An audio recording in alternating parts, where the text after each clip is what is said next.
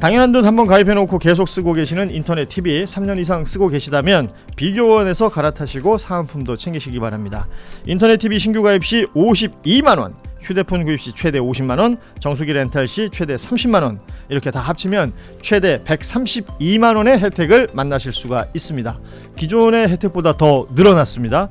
여기에 인터넷 가입한 후에 쓰던 휴대폰 알뜰폰 그대로 통신사 변경만 해도 최대 30만원 혜택이 있고요. 본인이 가입한 후에 추천을 통해서 지인을 가입시키면 한 사람당 4만원짜리 모바일 상품권을 무제한으로 드리는 이벤트가 있습니다. 개인정보 보안 철저해서 한 건의 사고도 없었고요. 8억 이상의 보증보험에 가입해 있는 비교원, 인터넷 TV, 휴대폰, 정수기 비교는 비교원을 이용해서 혜택도 누리시고 한번 서비스도 이용해 보시기 바랍니다. 자세한 내용은 1670-2571 전화로 상담 신청하시거나 아니면 더보기에 있는 링크 이용해 주시거나요. 또 네이버에 비교원 검색하셔도 상담 신청이 가능하니까 많이들 이용해 주시기 바랍니다. 이번에는 민주당 이야기 좀 해보겠습니다. 김민석 대표가 이제 당직 인선을 최근에 발표하고 있고 뉴스의 주요 포인트로 나왔던 건 청년 최고위원 지명이었던 것 같습니다. 전용기 의원이 청년 최고위원이 됐는데 지명이 됐는데 그러니까 소위 말하는 친청계에서는 여기에 대한 문제 제기를 했었었죠. 그리고 뭐 수용한다라는 입장까지는 나오고 있습니다만 요 일련의 과정들은 뭐 영 매끄럽지는 않았던 것 같아요. 어떻게 보십니까? 매우 이상했죠. 솔직히 저는 좀 실망스러웠어요. 그렇게까지는 안 하시기를 바랬었는데 그러다가 또 갑자기 또 태도가 이제 싹 바뀌어요. 하루아침에. 그런데다가 또 태도가 바뀐 줄 알았더니 또 전격 협조도 아니고 또 의결에는 못 참여해. 그래서 나가버린 거잖아요. 의결은 참여하지 않았고 또 감시하겠다라는. 그리고 또 하나 중요한 거. 그럼 청년 최고위원에 대해서 뭔가 경선을 붙이기를 원했으면 누구를 어떤 사람이 돼야 된다고 생각해서 지금 그런 얘기를 했던 거예요. 지금 예를 들면 전용기 의원이 청년 최고위원 몫으로 들어온 거잖아요. 네. 그럼 그분보다 더 지금 이 상황에 맞는 청년 최고위원 누구를 지금 자기는 픽하고 싶었던 거죠. 그러니까 저는 이런 게 사실은 전부 다 조금 너무 뻔해 보이기도 하고 이거는 처음 일어나는 이 최고회의 특히 지명직 당대표의 이 지명직 최고위원은 현실적으로 어떠한 몫인지 뻔히 다 알잖아요. 그럼에도 불구하고 뭐 절차가 어쩌고 저쩌고 막 이래. 근데 알고 봤더니 절차도 사실은 어긴 게 아니었고 상황이 그럴 수밖에 없는 거였어. 그런다고 한다면은 처음 일성을 이런 식으로 보여줘가지고 우리는 계속해서 싸울래. 나는 끝까지 누구의 표로 난 당선된 사람이니까 난 누구를 지키는 쪽으로 갈래. 이렇게 하면 안 되는 거죠. 그거는 저는 매우 부적절하다고 생각합니다. 그러니까 지명직 최고위원 두 자리가 남아 있었잖아요. 5명이 선출이 됐고 그 지명직이라는 건 말 그대로 당 대표가 지명하는 것으로 우리가 알고 있는데 최고위에서 얘기하고는 최고위하고 이제 상의가 안 됐다라는 부분에 대한 문제 제기가 있었던 건데. 전당대회에서 당대표 선출하고 나면 늘 가장 관심이 지명직 누구 임명하느냐의 그렇죠. 문제예요. 근데 보통 이게 뉴스가 어떻게 생성되고 휘발되는 거냐면 지명직 누구 임명한대 누구래 이번엔 그게 아니래 누가 하만 평에 오는데 막 하다가 임명하면 누굽니다 끝나는 거예요. 원래 이게 지명직 최고위원이 그런 이제 말하자면 뉴스 소비 패턴인 건데 이번에는 이제 그거를 임명하기 전에 방식 문제를 제기하면서 근데 제가 이제 그때 그래서 저는 사파 싸움 같은 거다라고 얘기를 했는데 사람들이 사파 싸움이 뭔지 잘 모르더라고요. 이제 씨름 중계를 안 해갖고 안타까운 그래서 이거 처음에 저는 크게 무슨 의미가 있는 건 아니고 이걸로 무슨 사파 싸움으로 승부가 결정나지 않아요. 그렇죠. 근데 본 게임 전에 어떤 실랑이 같은 거라고 봤는데 실제로 저는 오늘 아침까지도 그런 줄 알았어요. 왜냐면 전용기 의원 좋은 위원 지명해줘서 고맙다라고 얘기를 해서 그냥 어쨌든 한번 하고 넘어가는 건 줄 알았는데 표결을 불참해버리 다는 거는 사실 뒤끝을 보여준 건데 불만의 표현이잖아요. 그러니까 이렇게 할 필요가 있는가? 이게 뭐 어떤 레코드를 남기고 싶은 것인가? 왜냐하면 앞에서 회의할 때는 공개든 비공개든 뭐 우리가 방식에 얘기했지만 그 김민석 대표가 수용을 했어요. 다음에 그렇게 꼭 뽑자. 그렇죠. 내가 하겠다라고 얘기를 했고 서로 합의가 끝났는데 근데 저희 표결을 안 하려고 이러고 나가버리면 이거는 뭐냐 도대체. 내가 끝까지 감시하겠다 나는 그 말이 사실 제일 걸렸어요. 최민희 의원의 말이었는데 당대표 하는 걸 감시하는 게 최고위원의 역할은 아니죠. 차라리 이제 계속해서 잘 협조하도록 하겠다 이렇게 말씀을 해주셨어야지. 내가 끝까지 잘하는지 못하는지 감시하겠다 이건 매우 부적절한 말이다. 그러니까 그 표현을 두고 어떤 분은 여당 내 야당 역할을 하겠다는 것이냐 뭐 이런 얘기를 하던데 어떻게 보셨어요? 그러니까 이제 문제 지점이 두 가지였던 것 같아요. 그러니까 전당대회를 치르면서 김민석 후보가 이 청년직 지명으로 하지 않고 이제 선출하겠다고 이제 약속을 한 부분인데 예. 그 부분과 관련해서는 이게 왜 공약대로 되지 않지라는 이제 문제 제기를 한 것으로 보이고 다만 이 보도 나오는 내용을 보면 저희가 뭐 청년위원회 별도로 뭐 구성하고 하니까 이 부분을 또 선출 형식으로 하는 게 부적절하다는 당내 의견이 있었고 그걸 수용해서 하는 부분과 관련해서는 다 양해가 된 것으로 보이고 아마 그런 것 같아요. 또 하나는 왜 같이 논의하지 않았어? 이게 당원 당규에 보면 지명직 최고위원 같은 경우에는 최고의 의결을 거쳐서 당무위에서 마침표를 찍도록 돼 있는데 최고의 의결인데 왜 우리 입장을 안 듣고 의원총회에서 발표를 한 거야? 그런데 이제 정치 영역이라는 게 막 딱딱 이렇다기보단 당대표의 몫인 거예요. 이건 당대표의 숙제인 거고 누구를 선정할지. 그러니까 이 의결 과정에 그래서 의결을 거친 거잖아요. 예. 거기에 대해서는 보통은 저희도 비공개 최고위 할 때 의결을 하면 표결하고 이러진 않아요. 근데 입장이 다소 달라지거나 했을 때는 표결 절차까지 가는 건데 이게 다 봉합된 다음에 백불에서 우리가 사실 표결에는 이 세 분은 참석하지 않았다는 설명이 나오니까 이게 선후관계 때문에 갈등이 남아있나라고 하지만 이런 과정 속에서 이 부분은 일단락이 됐다라고 보여지고 이제 감시 그것도 이제 영상으로 보면 이게 당대표께서 청년과 관련해서는 당원 당규를 개정하겠다고 하셨다. 여성, 청년 반드시 예. 넣도록. 그러니까 그 부분이 잘 이행되는지 그러니까 비교적 화기애애하게 잘 감시하겠습니다라고 했더니 김민석 당대표가 그걸 받아서 그 이야기 일리가 있으니까 당 사무처에서 잘 이 부분을 살피라고 해서 여기는 여기까지다 이렇게 좋습니다. 말씀드립니다. 이 상황 속에서 또 하나 논란은 민주당 TV. 예. 요 민주당 TV 관련해서는 저 김남준 이번에 홍보위원장 됐죠. 김남준 의원이 그 SNS에 이걸 이제 설명을 한 거죠. 이거는 당에서 정리된 자료가 아니다라고 했던데 이게 뭐냐면 민주당 TV에 이러이러하게 편성이 된다는 게 김한 이름도 봤어요. 듣는데. 없어요, 나 없어요. 없어? 예. 지금 저희 중에 여기 이름 있는 사람은 없잖아요. 아무도 없어요. 아무도 없어요. 세 명 중에 아, 없고 강성필 좀 더 열심히 우리는 살아야겠다. 보이지기 싫어하죠. 우리는 완전 수박이야. 우리 중에 네. 하나는 들어갔어야 이렇게 면이 한 명도 없어요, 사는데. 이 내용 중에? 한 명도 예, 없어. 저희는 한 명도 없고 한결의 멤버 중에는 하어영 기자가 하영 기자. 예, 이름이 있고 뭐 저희 뉴스다이브에 이제 출연하는 패널들 몇 분 이름은 보이는데 이제 저게 이제 SNS 상에 도우니까 김남준 의원이 이제 아니다라고 또 글까지 남기는 요 일종의 뭐 해프닝이 있었습니다. 예, 저희가 여기 강성필 그 전 무대랑 좀 친하니까 같이 방에서 성필아 너 새벽 방송 가능하겠어? 뭐 이런데 답이 없더라고요. 이게 네. 아니라서 답이 없었나 봐요. 6시부터 하는 거 그 아니 본인 강성필에게 맞지 않아요? 마음의 준비를 시작했는지도 모르죠. 하고 싶어 한다는 얘기가 그런 그건데. 왜 비웃어요? 엄마 제작진이 보는 거 봐봐. 김민석 대표가 그런 말했습니다. 이제는 당의 모든 뉴스가 민주당 TV를 통해서 새벽 방송으로 시작돼야 된다라는 메시지. 이건 이제 당의 어떤 소통 창구를 좀 바꿔보겠다라는 취지의 이야기인 것으로 보이는데 이게 지금 이제 세간에서는 어제 저 이정주 기자도 그 얘기했는데 이게 편성을 아침 7시 하고 오후 2시에 한다더라 이런 소문이 돌아요. 그러니까 뉴스 공장을 대응하기 위해서 이런 것들을 만드는 것 아니냐. 그리고 오후 2시 얘기하는 건 또 매부쇼 얘기하는 것일 테고 이건 뭐 좀 아는 거 있으면 좀 알려주세요. 제가 아는 건 없는데 이게 대체제라는 방향성을 그러니까 종전에 있었던 대단히 스피커가 큰 걸 뭐 덮겠다 대체하겠다라기보단 보완제 성격으로 저는 인식을 했는데 이해를 했는데 예. 저희가 전당대회를 치르면서 딱 그 표가 분별되잖아요. 이 유튜브 채널은 이 언론사에서 하는 채널은 친석이야 친명이야 어떤 스탠스야 어떤 정치적인 견해를 갖고 있어 이게 당내에서 갈라지면서 그러니까 건강한 지형과 환경을 만들어내지 못했다는 문제의식이 있는 것 같고 너무 예. 이제 양분됐었으니까 그럼 당에서 정확하게 가름을 타자. 델리민주가 있는데 지금 최고위 공개 발언 정도 원내 대책회의 하는 부분을 생중계하는데 각 시당에서 또 유튜브 채널인데 이게 좀 분산돼 있고 그렇다면 민주당 입장을 누가 제일 잘 대변합니까? 민주당인 거예요. 그러면 우리가 이걸 키를 잡고 소통 창구를 만들어 보자라는 당대표의 어떤 이런 보관에 대해서는 상당히 공감이 되고 요 정도 취지로 이해하면 될 것 같습니다. 노영희 변호사는 어떻게 받아들이셨어요? 저는 우선 첫 번째 델리민주가 있는데 왜 민주당 TV를 따로 만드는지 그게 좀 이해가 안 갔어요. 그래서 만약에 할 것 같으면 그 둘 간의 관계를 명확하게 좀 해줬으면 좋겠어요. 두 번째로는 실제 저는 민주당이나 이런 진보 쪽에 좀 필요한 채널들이 많이 없었다는 게 저는 그동안에 계속 불만이었어요.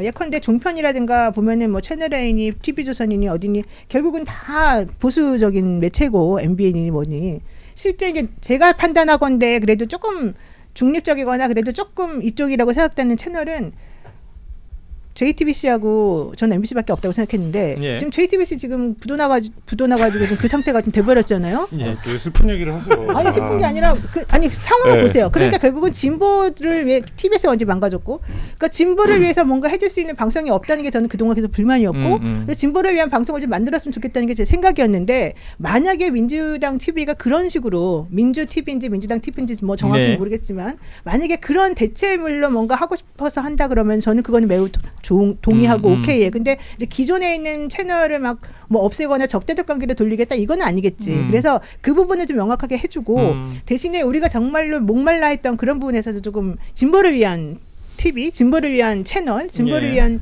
정말 돈 많이 들어가지고 왜냐면 여기 돈이 많으니까 이 집단은 민주당은 네.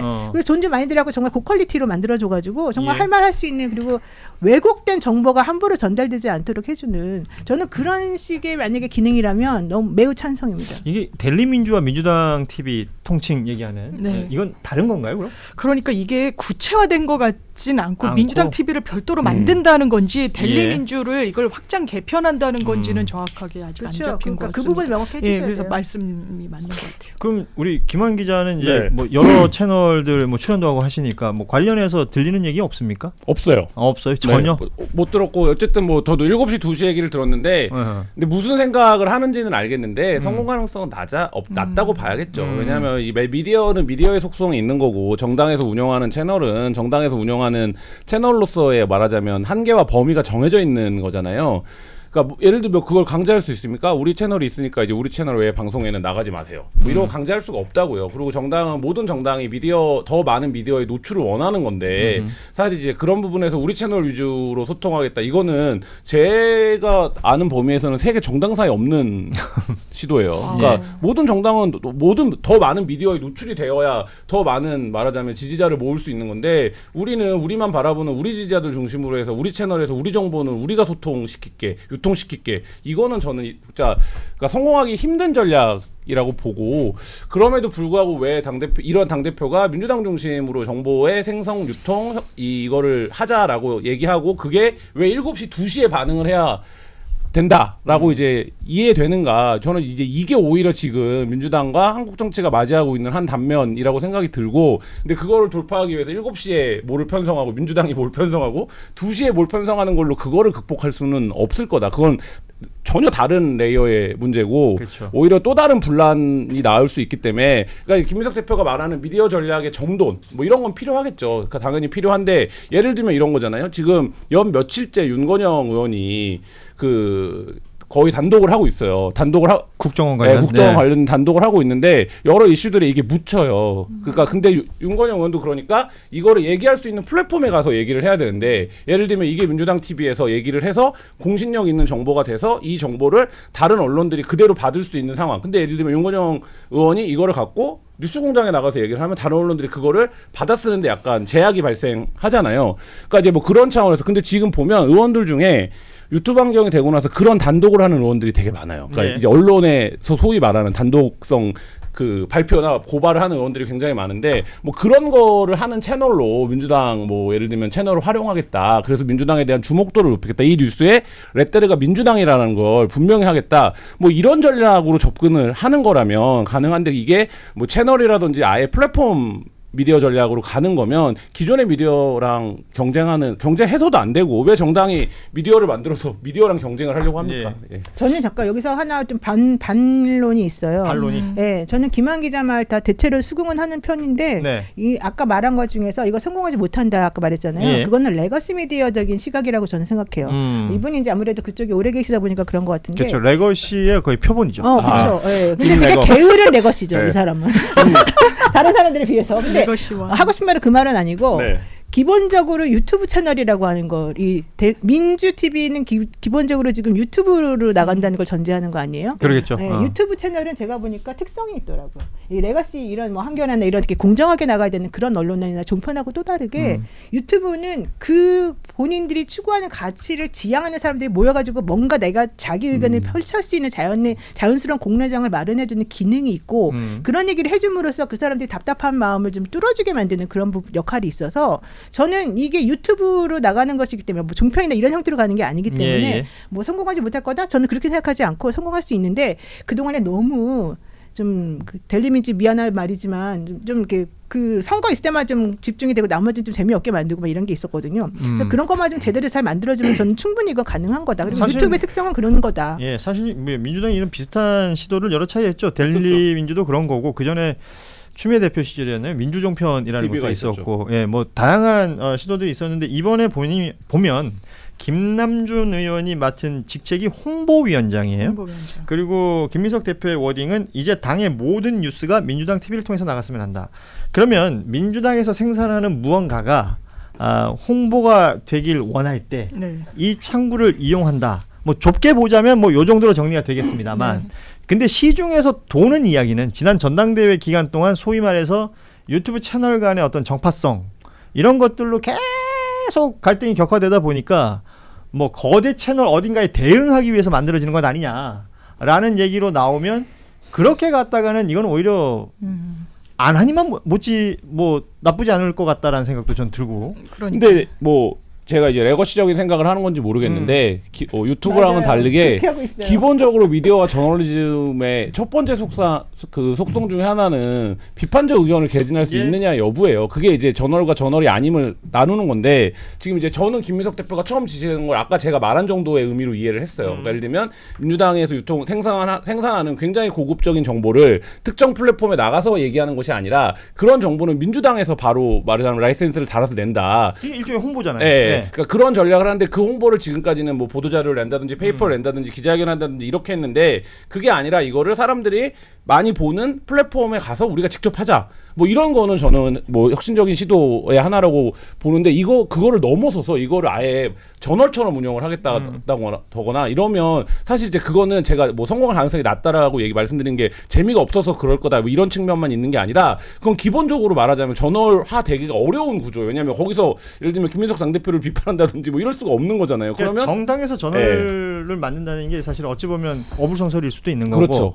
가치가 이제 부딪히는 부분들이 있는 언론에게 제일 심대한 욕이 기간지냐 이런 게 욕이잖아요. 욕으로 쓰이잖아요. 그러니까 이게 충돌하는 속성이라고요. 근데 이제 그렇기 때문에 그런 면이 있다. 뭐 이런 말씀. 좋습니다. 이 이야기는 뭐 좀 더 구체화되고 나면 할 수 있는 얘기가 더 있을 것 같고요.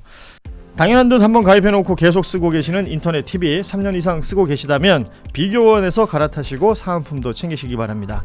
인터넷 TV 신규 가입 시 52만 원, 휴대폰 구입 시 최대 50만 원, 정수기 렌탈 시 최대 30만 원 이렇게 다 합치면 최대 132만 원의 혜택을 만나실 수가 있습니다. 기존의 혜택보다 더 늘어났습니다. 여기에 인터넷 가입한 후에 쓰던 휴대폰 알뜰폰 그대로 통신사 변경만 해도 최대 30만 원 혜택이 있고요. 본인이 가입한 후에 추천을 통해서 지인을 가입시키면 한 사람당 4만 원짜리 모바일 상품권을 무제한으로 드리는 이벤트가 있습니다. 개인정보 보안 철저해서 한 건의 사고도 없었고요. 8억 이상의 보증보험에 가입해 있는 비교원, 인터넷 TV, 휴대폰 정수기 비교는 비교원을 이용해서 혜택도 누리시고 한번 서비스도 이용해 보시기 바랍니다. 자세한 내용은 1670-2571 전화로 상담 신청하시거나 아니면 더보기에 있는 링크 이용해 주시거나요. 또 네이버에 비교원 검색하셔도 상담 신청이 가능하니까 많이들 이용해 주시기 바랍니다. 프랑스를 대표하는 명문악단 메스 그랑테스트 국립 오케스트라가 한불수교 140주년을 기념하여 한국을 찾습니다. 이번 공연은 다비트 라일란트의 지휘와 피아니스트 신창용의 협연으로 꾸며집니다. 프로그램은 드뷔시 묵신의 우유 전주곡, 라흐마니노프 피아노 협주곡 제3번, 드뷔시의 바다, 라벨의 라발스입니다. 프랑스 음악의 우아함과 낭만주의 협주곡의 뜨거운 열정을 한 무대에서 만날 수 있는 특별한 시간을 함께하세요. 이번 공연은 2026 9월 16일 오후 7시 30분 예술의 전당 콘서트홀에서 열립니다. 많은 관심 부탁드립니다.